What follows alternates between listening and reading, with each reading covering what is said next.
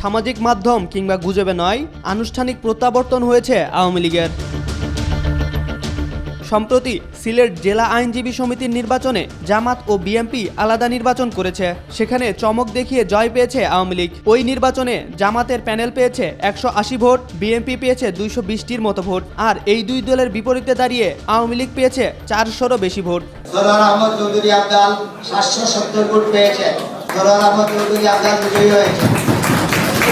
এতে করে সভাপতি, সেক্রেটারি সহ বড় কয়েকটি পদে নির্বাচিত হয়েছে আওয়ামী প্যানেল। সভাপতি পদে সারোয়ার আহমেদ চৌধুরী আবদাল ও সাধারণ সম্পাদক পদে জোবায়ের বক্ত জুবের নির্বাচিত হয়েছেন।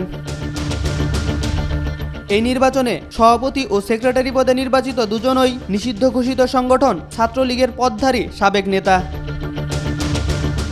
অনেকে বলছেন, বিভিন্ন ইস্যুতে শিবির, ছাত্রদল এবং জামাত বিএনপি কিছু কিছু ক্ষেত্রে উপদেষ্টা ও রাজনৈতিক দলের মধ্যে যে অনৈক্য দেখা দিয়েছে, তাতে করে আওয়ামী লীগের লাভই হচ্ছে এবং তাদের ফেরার পথ সহজ হয়ে যাচ্ছে।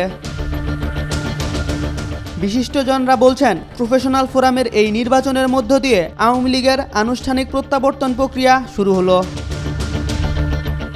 এর আগে রাতভর উপদেষ্টাদের পালিয়ে যাওয়া এবং ডক্টর ইউনূসের পদত্যাগের গুজব শুনে বিভিন্ন এলাকায় মাঠে নামে আওয়ামী লীগ, যুবলীগ, ছাত্রলীগের কর্মীরা। বিএনপি জামাত নেতার বাড়িতে হামলাও করেছে তারা। তাই এখনই ঐক্য নষ্ট হলে আওয়ামী লীগের বিশাল সুবিধাই হবে। MR আকাশ, আজকাল।